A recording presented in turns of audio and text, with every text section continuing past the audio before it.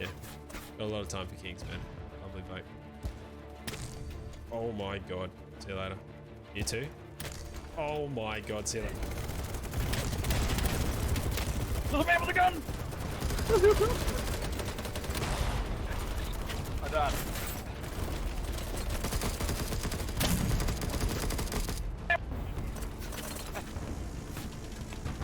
Oh, the walls are breaking. We're f***ed.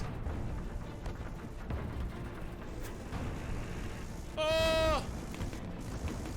Oh no!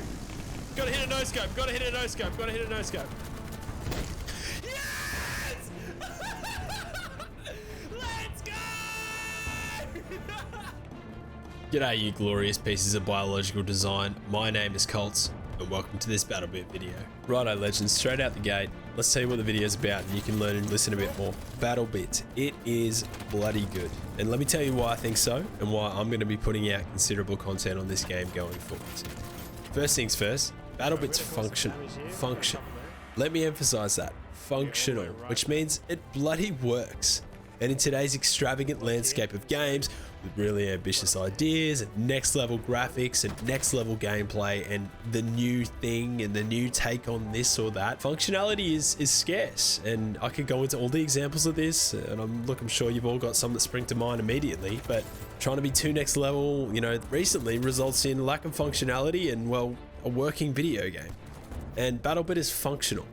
It works, and guess what? It's not really anything new. It's the Battlefield formula, but it works, and that right there is a thing of beauty. Because after its whopping early success, raving positive reviews so far, it's no surprise why. As somebody who's played the playtest for this game for the past year, when it was possible for me to do so, it's not a shock to me why it works so well, because the team went through all of the paces, they did it right, and that's why it works. Extensive playtests, community feedback, transparency, and all the good stuff that gamers would want. A passion-fueled project, which is pretty rare. I've played several long sessions of this game since release, and you know, they've all felt like 5 minutes each time because it's genuinely fun in its functionality, which obviously conveniently leads me to my next point. It's fun. This game is genuinely fun. For anybody who's a fan of good gameplay, you know, good gunplay, bloody multiplayer chaos, classic shoot 'em up PvP, tactical squad play, objective-based focus. You can even play it slightly competitively as, you know, little clans and shit. I'm sure this game could be esports ready pretty bloody quickly. It covers a lot of bases. 32 versus 32, 64 versus 64, 127 versus 127. You can play it sweaty, get stuck in for kills. You can meme and voice chat. You can have a ripper time just hearing all that crap happen. Oh shit! Oh shit! That's what you get! That's what you get! I got him, he's dead! That's what you get! Oh! Oh, shut up, yeah, you're still dead, aren't you? I'm That's all, alive. I'll come back for you, baby! Don't even Hey.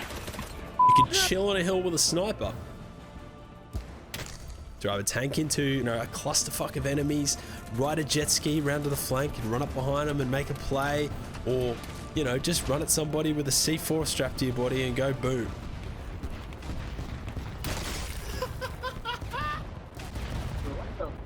But what I've found is, even if, you know, you come across people in this game not really doing anything objective related, is that it truly doesn't matter to the sense and the scale and the way the game flows anyways. It's straightforward fun, no matter which way you choose to play it, and you can manage your expectations based on that playstyle. And that is a thing of beauty as well. The third major reason I think that Battlebit is absolutely awesome is replayability. And what I mean when I say that is, does anybody remember that era of games? And it's individual to you, so you'll all have your different versions of this, but that era of endless replayability without too much complexity. I have a couple of examples for myself, and maybe some people can relate, but let me know in the comments what your version of this is. But Modern Warfare 2 on Xbox 360 for me was a big one. Getting home from school, jumping on to play the exact same thing, the exact same way every day with minimal patches, changes, and like a new map pack that came out every 6 months if we were lucky or something like that. Maybe every year. That was really the exact same thing the same way every day, but with a different view to look at. And it was just always fun. You know, you jump on, you play, it's stress-free. You're just running around doing the same shit, memeing, taking it seriously, getting sweaty. You choose how you play it, but it really is the same thing every day, and I thought that was bloody awesome. Modern Warfare 2, Battlefield 3, Battlefield 4, They're the games that sort of had this effect on me, and it's the reason why these games will forever hold a special place in my long history with video games, and I'm sure it's the same for a lot of people. But Battlebit, for me, after several long sessions within this first week of its release, has created that feeling again for me, and the amazing responses it's received so far, I get the sense I'm not alone. Let me know in the comments like what you think below has created that same sense for you in gaming history, and if you understand what I'm saying about Battlebit, let me know too. I'm always stoked to read all your comments in the video each time, and I'd really love to see if some people get that similar sense from this game. Now, all of this might just be the most opinion-based point in this video, because not everyone who sees this will see what I see with this game, and there's many reasons for that. But I think that Battlebit has an amazing strength in its replayability because of the class options, the unique scenarios, and the way it allows a platform for creative ideas, just as any game does, all within this large-scale battle zone. Now, this may not necessarily be seen as the case for you or for anyone viewing this who simply got bored of the game and said, you know, hey, this isn't for me, and hey, you can't please everyone. However, with attention spans getting universally shorter with the social media age currently of YouTube Shorts, TikToks, Instagram Reels, and short form content across all creative outlets, I can understand why some people would get bored and moved on. But I think it's less likely due to the functionality and pure fact that the game works in its simplicity and allows for replayability and unique content within essentially the same format as, you know, Battlefield and other tested games. Now, I mentioned earlier, pick your playstyle, go hard, you'll have a blast, and I have no doubt.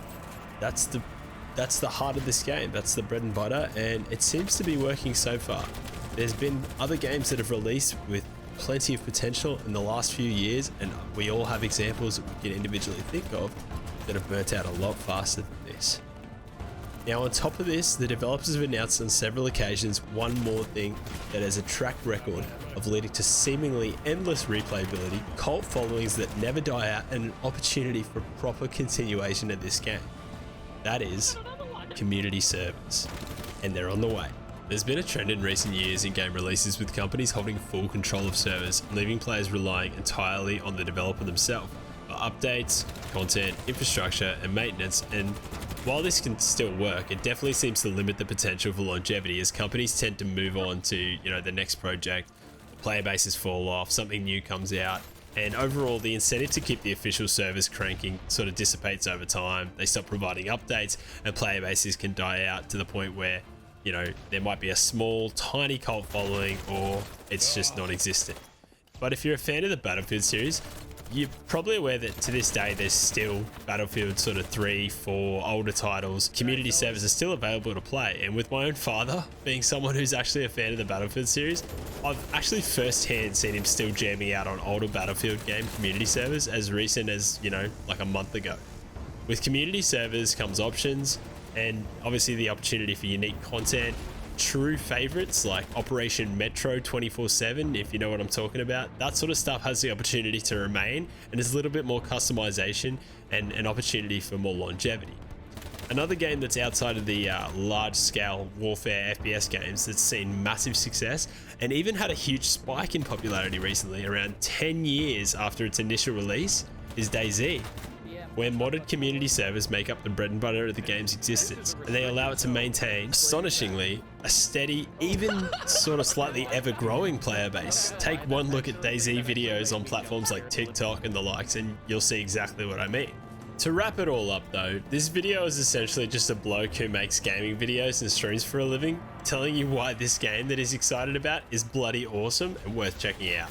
And I hope you decide to check it out. It's definitely something I've found a new spark for content with, and among other unique types of videos that I plan on bringing out across some other titles that we have ahead, Battlebit is definitely looking to be a staple for myself. Thanks so much for watching today, guys. If you made it this far, thanks heaps for sticking around. Your time is truly appreciated as it helps me do what I do for a living, and I bloody love what I do. You probably know how YouTube works, but just in case, leave a comment, give us a like, click the sub button, and, you know, I hope to see you in the next video. Big love, guys.